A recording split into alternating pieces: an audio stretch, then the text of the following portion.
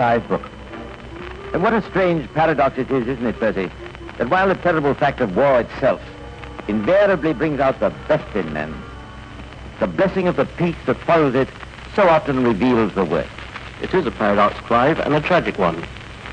And I don't suppose that any war in history has left behind such a scum of crime, big and little as the last one. And London was perhaps of all cities the most affected. Into London during the war years there poured men of all nations. But unfortunately not all of these were men of goodwill. Hundreds of thousands returned to their homes, but some remained. And our story concerns a small group of these.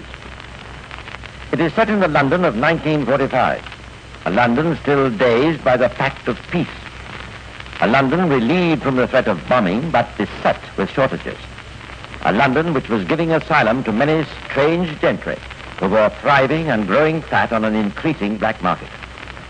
Strange snatches of dialogue could be heard in the back streets of Soho, in the shady cafes and night dives, where hundreds of deserters from all nations mixed in with the existing criminal population of the great city.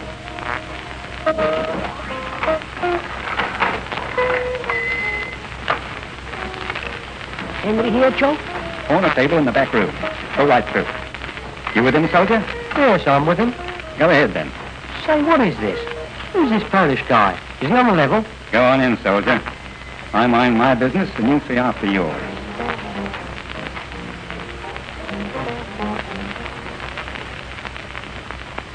Cameras is all very well. Watches is all very well.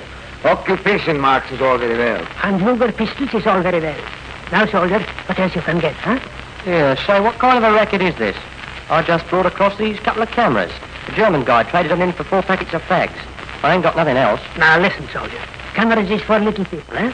30 pounds, 35 pounds. Finish. What about jewels, huh? There's plenty jewels where you're coming from, yes? Plenty jewels where you go back to, yes? Here, you blokes trying to make a crook out of me. I tell you, I got the cameras straight, see? Now, listen, soldier. You help us, we help you. You are stationed near Hamburg. Good. Now, you go and see this man's. Here is the address. Take the packet he give you, and the first friend of yours who is for coming to London for leave, he bring us the packet, no? I don't like it. But you will like the 50 pound, $200, Swiss francs, whatever you are wanting.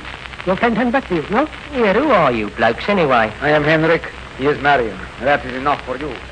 Henrik, Marion. Deserters from the Polish army. Men on the run.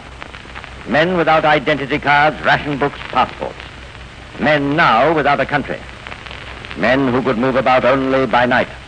Members of the shadow army that manipulated London's black market. Men who carried no papers, but who carried... Yes, quite so. The gunfire of war was over, but other guns spat in the London nights. And as dawn broke over London River one October morning in 1945, 2 policemen were patrolling Lambeth Bridge when... Well, I'll be. What's up? What are you looking at, Tom? Look through there. Here, in the pump house down there. Can't see very well through this little hole. It's a man. Dead by the look of it, what's more. It's a man, all right. How the devil they get him in there? The hole's not more than a foot wide. Door's locked. Listen, you get along to the fire service people and get the key, and I'll stay here. It was a dead man. A murdered man. A man who was soon identified as taxi driver Frank Everett. His cab was found abandoned in Notting Hill Gate, 3.5 miles away from the body, which had been thrust into the tiny brick edifice in the middle of the busy bridge. Who had done this deed? Why? Clearly shot in the back of the neck, Inspector. Probably as he sat at the driving wheel. Death almost instantaneous. Probably took place at about 2 this morning. Anything known about the fellow? Seems to have been a good chap. Ex-guardsman, been a policeman. Known to his pals as the Duke. Motive, I'd say robbery. Anything to go on? The bullet, .32 caliber, and this. What is it? Cap or something? We found it on the floor of the cab, on top of a propelling pencil. Find the other half of that, and you've got your man. Come, Doc, not so fast. Plenty of people use cabs. There's no reason to assume that this belonged to the last person to use this one. And it'd be hard enough to find him, even if it were so. No, Doc, there's not a lot to go on. This was the kind of thing that was causing Scotland Yard its biggest headache ever. A resident native criminal population is one thing, but a floating reinforcement of unknown aliens is quite another. Who had killed taxi driver Everett? Might be, well, anyone. Cab itself's a mess of fingerprints, naturally enough. And none of them on our records. Everett seemed to have no particular enemies. Seems a straightforward shoot and snatch. And for what? Hey, Inspector?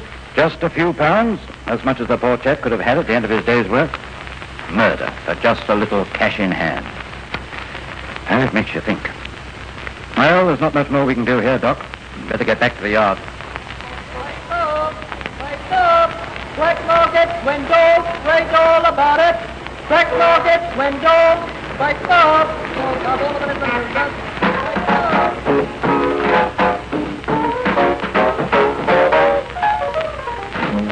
Pick up the van corner of George and Melville Street, Lou, and take the stuff right over to Joe's place. Whiskey mostly, but 100 cases of gin as well.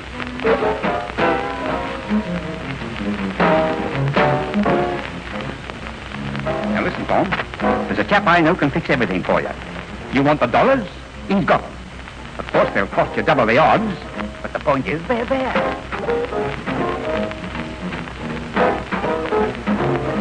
Watches, Mr. Mason? Of course you shall have watches. They're good ones, Swiss ones. Meet me here Friday, same time, and I'll have them. Oh, and by the way, bring cash. You understand. Checks? We don't want them. But sometimes, and it's the oldest inevitability of the underworld, thieves fall out. In the small hours of the morning, not a fortnight after taxi driver Everett had been found, huddled in the Lambeth Bridge pumping house, a policeman patrolling the Notting Hill Gate area of London noticed a small saloon car standing rather out from the curb. Queer place to leave a car. Excuse me, sir. Sir. Sir. Come on there now. Wake up, wake up. Blood? He's dead.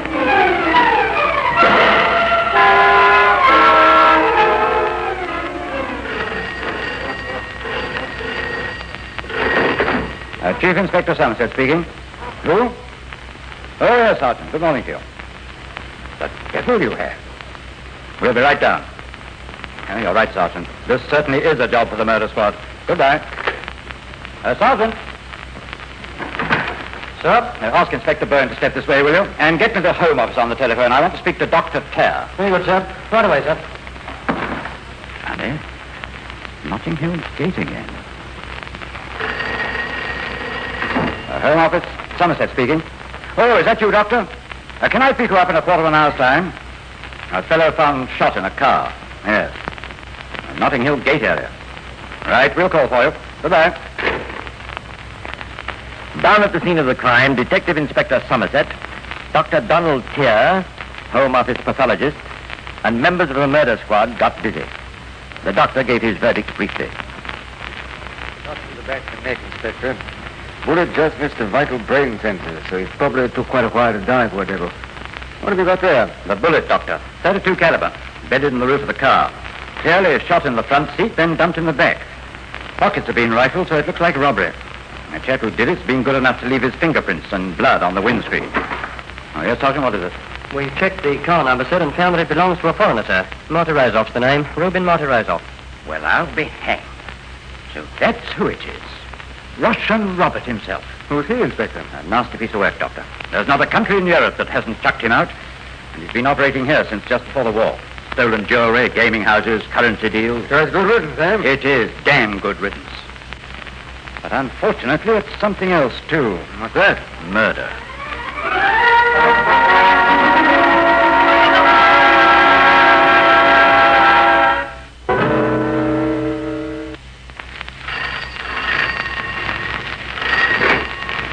Inspector Byrne speaking. Byrne, good. I want you to stand by for a big roundup starting tonight. I'll want every available man and woman on the job. Right. What's the object?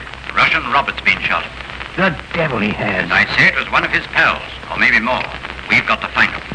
Right. When do I expect you? After lunch. I've just got one inquiry to make, then we'll get going. Goodbye for now. Goodbye.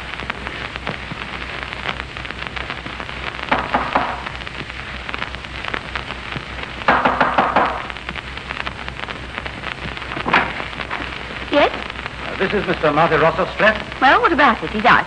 I don't know when he'll be back. He won't be back, madam. He's dead.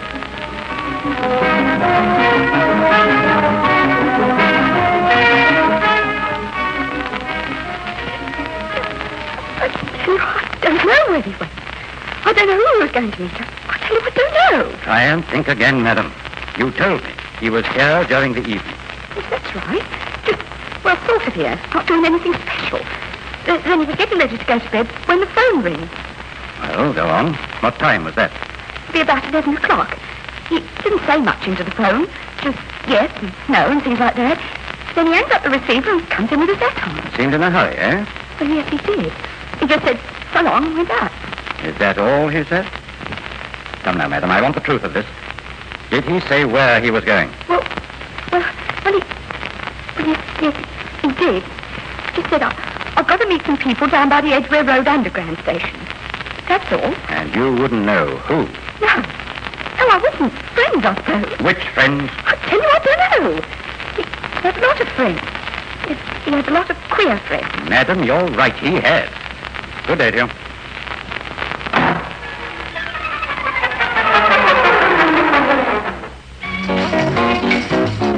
KGO.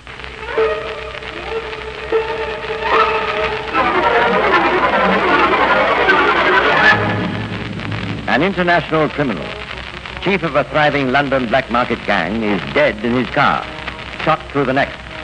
And all the resources of Scotland Yard are mobilized for one of the most all-embracing underworld probes ever conducted. Dozens of detectives, men and women, took on strange roles, posing as currency evaders, speculators in black market liquor, indeed as every type of stooge upon which Russian Robert and his colleagues flourished. They descended upon the night spots, shady hotels, and drinking clubs. Chief Inspector Somerset himself played a leading role. Well, what about another? Good stuff, eh? The real Mackay, this. Yes, Harry's never short. Oh, same again, then? Two of the special scotch, please, Harry. Here you go, Tip. So you don't think you can help me? It's not easy, pal. It's not easy. Dollars, they're tight, pal. Tighter than they've ever been.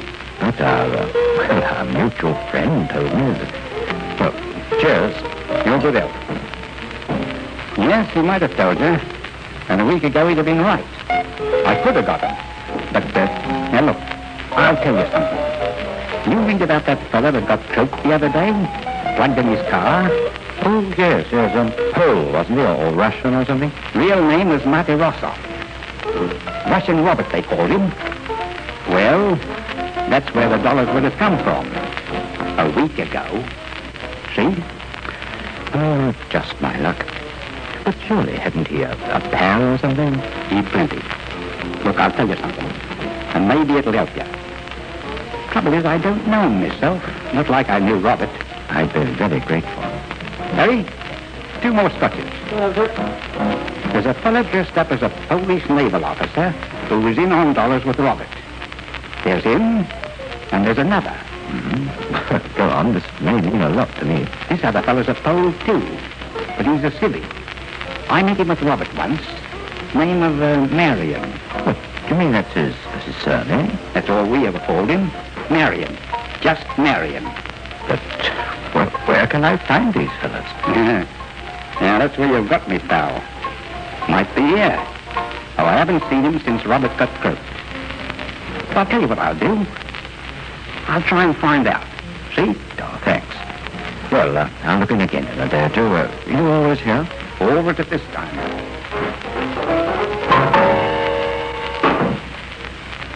This much the man from Scotland Yard learned. And then, this. Please go on, madam. You're being most helpful. Well, Inspector, if I lay my hands on them... Yes, I'm sure. I want you to help us do just that. Well, what happened was this.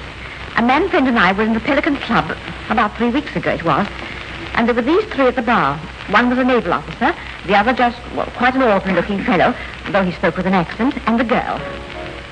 We got into conversation with them. No, please, you smoke one of mine. I don't know if I should. Oh, thanks. Will you, madame? You go on, miss. When my friend is becoming generous, is the time to strike. Look out, he might offer you a drink yet. And it is his turn, Henry. Oh, look, let me give you a light, if it works. A woman with a lighter that works. Oh, what wonder. I'm afraid mine never works. Oh, what a beautiful bag. It is rather a pet, isn't it? I'm terribly thrilled with it. May I look? Oh, it's lovely, isn't it, Ken? Yes, certainly is. I haven't seen anything like that since before the war. American, I suppose. You guessed again. Paris, then? No, not Paris either. It certainly didn't come from this country. Shall I tell her, Marion? I shall be flattered, my dear. The genius who made me this bag isn't a yard away. Great Scott, you don't mean to tell me who made it, sir? Please, I confess, yes, I make it. I'm glad you approve. Beautiful. Beautiful. I suppose... Now then, Linda, now then. Oh, but darling, it's so lovely. Could you? Well, I do make them, madame, but I am very busy. So many orders. But Marion, there's Mrs. Fortescue you've just finished. Remember, she cancelled the order, and it's exactly like mine. Oh, yes, that is true, yes. Well, might as well be hanged for a sheep as a lamb. Oh, can you, darling? Well, I don't know about that. Well, could you let me handle the bags, and as a matter of interest? I am afraid they're not cheap, sir. I scarce they expected they would be. The price of the bag is 45 pounds, sir. I would not ask you to pay that now, naturally. But if perhaps you give me a deposit, I'll complete the bag, say in 2 days, and mail it to madame. Then you can pay me the balance if you are satisfied. Seems fair enough. Good. Shall we say 25 pounds down then, and the balance on Thursday when madame receives the bag? It's an awful lot, darling. No nonsense. Our back's a winner today.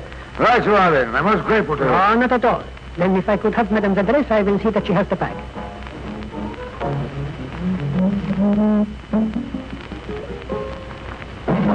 And that was the last we heard, Inspector, except I was angry, Inspector, so angry that I went almost mad. I went back to the Pelican, and I bulleted an address out of the barman. I went there, Lansdowne Road, Maida Vale. Go on, what happened? I can't tell you. I want to forget it. It was horrible, horrible. There was a Spaniard who made the bags. They're not men, Inspector. They're monsters, beasts. I ran, and here I am. Well, perhaps you'll come with me in a police car and point out the house. Yes, of course, Inspector. But the house, a 6th-floor boarding establishment, was completely empty. The birds had flown. Chief Inspector Somerset was relentless.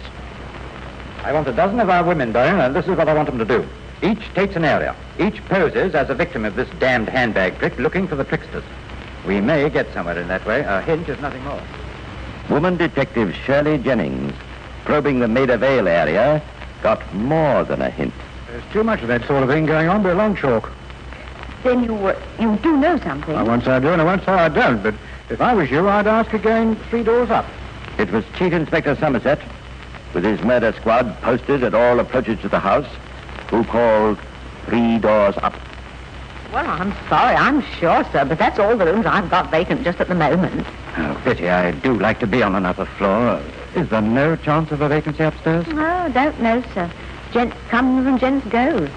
Spanish gentleman in the 3rd floor front, or he hasn't been here long. He might go, or he might not.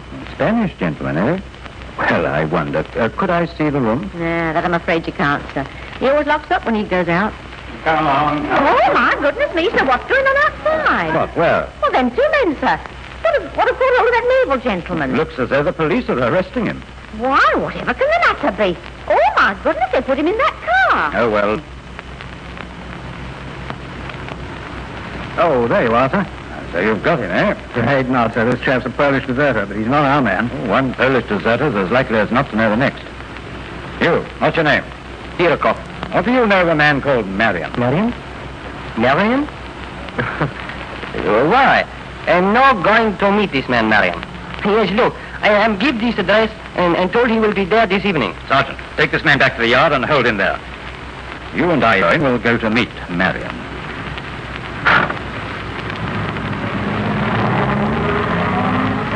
And in a squalid cafe in London's East India Dock Road, the men from Scotland Yard met the man called Marion.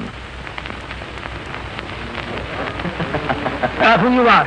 I not know you, any of you. This is wicked, wicked. You come along with us, my lad. You can do all your talking back at the yard. I protest. Yes, I've no doubt you do. Come on, get moving. Neat. A very neat pickup, and one which exceeded even Chief Inspector Somerset's highest expectations. For at Scotland Yard, when Marion Godofsky's possessions were laid out upon the table, and I suppose you now got this, and this, and this. They were given by a friend. This cigarette lighter, Grundowski, and this watch and this wallet belong to a man called Narrator. Russian Robert, I think you called him. And I suppose you never heard of Henrik Malinowski. I have heard of him. Well, I hope you will soon have the pleasure of meeting him. Inside Matty Rossov's wallet, Somerset found the name of Malinowski and an address in the North London suburb of Ilford. Malinowski was in civilian clothes, but the uniform of a Polish naval officer was discovered in a wardrobe. In his pockets were a signet ring and other jewelry that had belonged to the murdered Russian Robert. These two charming Polish gentlemen, who had worked so long together, were not exactly loyal when it came to the showdown, and they saw that it was... All right, Grundowski, my lad. All right, take your time. After we meet Robert that night, we go to a cafe and discuss things to do. Then we go to the car, and Malinowski is always for wanting to shoot people and robbing them. Malinowski, he said to me, I am going to finish with him. We are pushing the car for to start it, and I tell Malinowski not to be a fool. When he starting the engine, I sit in front with Robert. Then I hear a shot, and I get like bells in my ears. I get out. Malinowski come after me, and he said, come back or I shoot you. I went back with him and helped to put Robert in the back seat. We went to Malinowski's room and divided the money. And that's all? Yes, that is all. Was that the truth? Or this? It was I who sat beside Robert. Marion is in the back. I hear a shot and Robert's head falls forward. Marion said, we must camouflage him, and asked me to move Robert. I said I could not do it. Marion pulled down the seat alongside of Robert and dragged him into the back car. When they counted the money, there was about 160 pounds. Marion gave me 80. Yes, a charming pair of gentlemen, neither of whose statements was enough to save him from the gallows a week or two later. Of course, there were certain matters of fact that made the guilt of at least one of them positive, as Percy Hoskins will tell you. In the first place, the bloodstained fingerprints on the windscreen of Russian Robert's car were found to be those of Marion Grundowski. In the second place, a .32 automatic pistol picked up at his address proved to be the one that fired the fatal bullet. Oh, and there was another thing. Something else was found among Grundowski's effects. I thought this might be of some interest to you. Self-propelling pencil, eh? Aha, and minus a top. Sergeant, have you the exhibits in the taxi driver murder? Here, sir. This is the pencil top we found. A perfect fit. And look, the little fracture in the groove settles it. Well, Sergeant, I think we can stop work on that case. Pity we can't hang the same scoundrel twice. We can hang two of them once, sir, and they've got a potential third out of our way. Yes, when thieves fall out. You know, I often wonder what makes men take such chances. Of these three rascals, two had proved themselves damned soldiers. The third, Russian Robert, was a crook through and through and always had been. There's an irony about the whole case, isn't there? Yes, indeed, Clive. And perhaps the most significant thing of all is that it took the anger of a woman who had been cheated to round the matter off.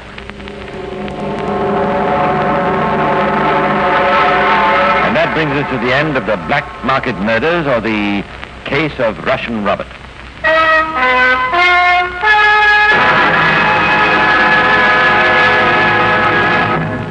Well, that's...